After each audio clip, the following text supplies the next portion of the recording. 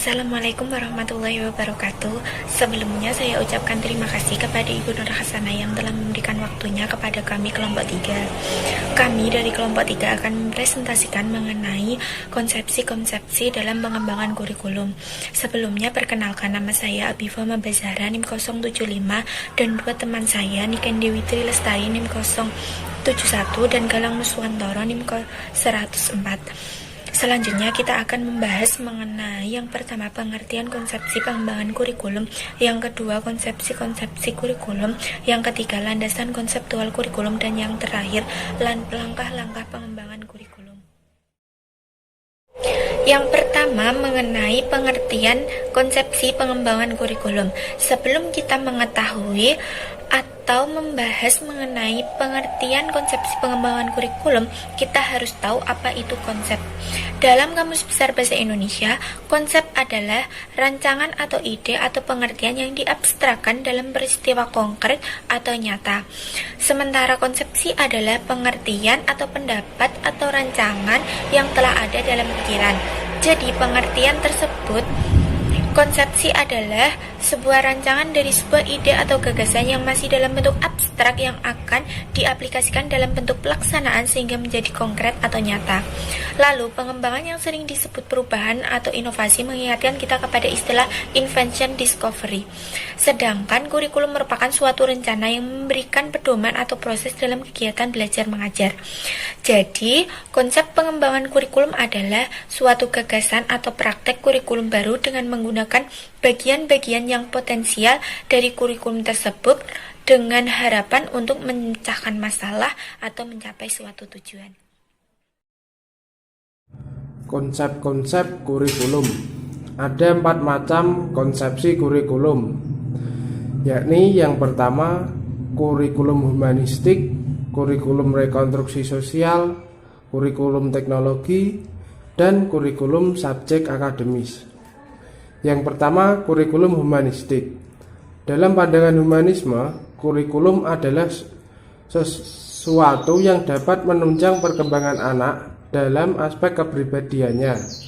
Kurikulum dapat dilihat sebagai suatu proses yang mampu memenuhi kebutuhan individu untuk mencapai integrasi perkembangan dalam menuju aktualisasi diri. Kurikulum humanistik asumsi bahwa anak adalah pertama dan utama dalam proses pendidikan. Anak adalah subjek yang menjadi sentral aktivitas pendidikan. Anak memiliki sejumlah potensi, kemampuan, dan kekuatan untuk berkembang sendiri. Para pendidik humanis juga berpegang pada konsep Gestalt. Artinya, anak merupakan satu kesatuan yang menyeluruh.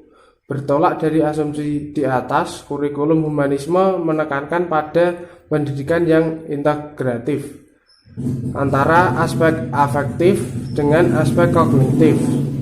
Atau dengan kata lain, kurikulum ini mengembangkan aspek emosional ke dalam kurikulum yang berorientasi pada subjek mata pelajaran. Untuk mendapatkan pendidikan yang diinginkan, ada sejumlah ciri yang terdapat di dalamnya, yaitu partisipasi, integrasi, relevansi, pribadi anak, dan tujuan dari pendidikan. Yang kedua, kurikulum rekonstruksi sosial. Kurikulum rekonstruksi sosial ini lebih menekankan pada problem yang dihadapi murid dalam kehidupan masyarakat.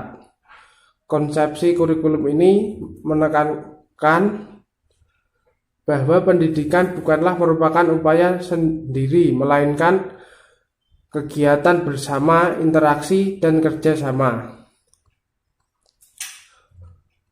Para ahli rekonstruksi sosial memandang kurikulum ini harus mampu menolong siswa menyesuaikan dengan masyarakat dengan cara memberikan keterampilan-keterampilan yang dibutuhkan untuk mencapai tujuan perubahan sosial.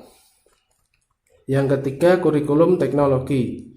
Dalam pandangan teknologi, kurikulum merupakan proses teknologi untuk menghasilkan tuntunan kebutuhan-kebutuhan tenaga yang mampu buat keputusan penerapan teknologi dalam pendidikan, khususnya kurikulum meliputi dua bentuk, yakni bentuk perangkat lunak software dan perangkat kelas hardware.